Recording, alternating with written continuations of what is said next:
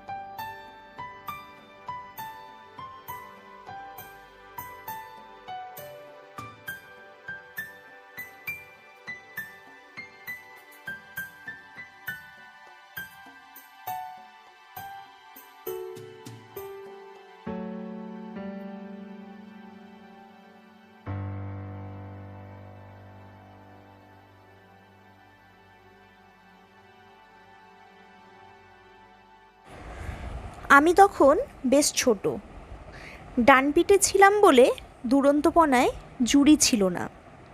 সবেমাত্র বিদ্যালয়ে গ্রীষ্মাবকাশ শুরু হয়েছে। প্রতিবারের মতো সেবারও গ্রীষ্মের ছুটিতে মামার বাড়ি ঘুরতে গিয়েছিলাম। মামার বাড়িতে আগাগোড়াই আমার ওপর শাসনের মাত্রাটা কম। নদীতে নেমে মাছ ধরা, গাছে চড়া, বিভিন্ন ফল চুরি করে খাওয়া, পুকুরে নেমে দীর্ঘ সময় ধরে সাঁতার কাটা, এসব ছিল নিত্যদিনের কাজ। মানসপটে সেই সব অভিজ্ঞতা আজও উজ্জ্বল।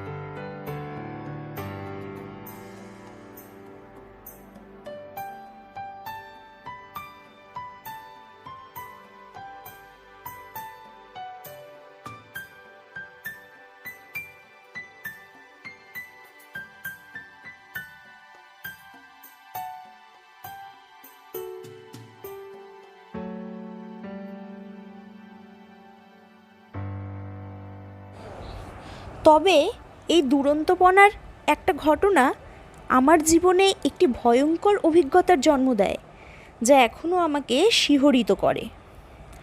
বৈশাখের মাঝামাঝি সময়ের ঘটনা।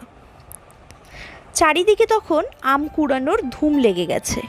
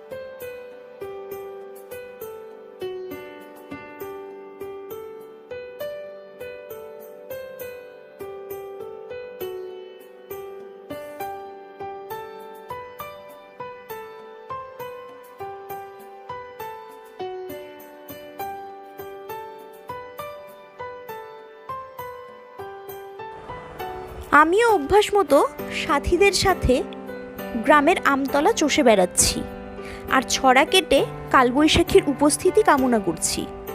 কারণ তাতে আম কুড়াতে সুবিধা হবে। অবশেষে দেখা মিলল তার, অর্থাৎ ঝড়ের উপস্থিতির। উত্তর পশ্চিমের আকাশ কালো করে হাজির হলো কালবৈশাখী।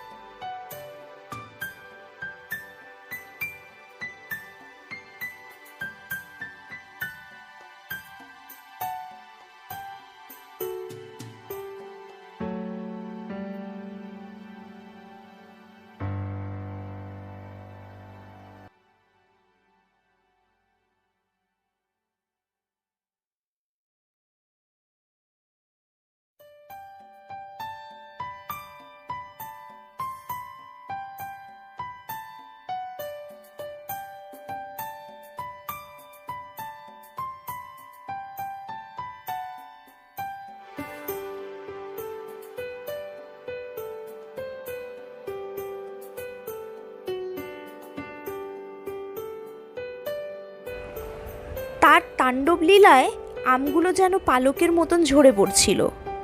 কিন্তু হঠাৎই আমসহ গাছের একটা মোটা ডাল ভেঙে পড়ল আমার ওপর। আমি চারদিকে তখন অন্ধকার দেখছি। তারপরে যখন আমার জ্ঞান ফিরল, তখন দেখি আমার পায়ে ব্যান্ডেজ।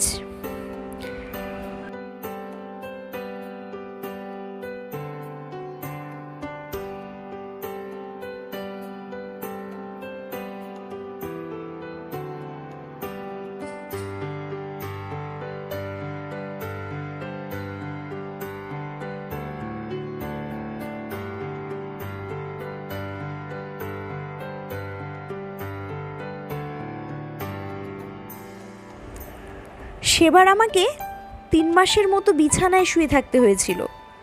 এখন আম গাছের দিকে তাকালেই কেমন যেন হাসি পায়।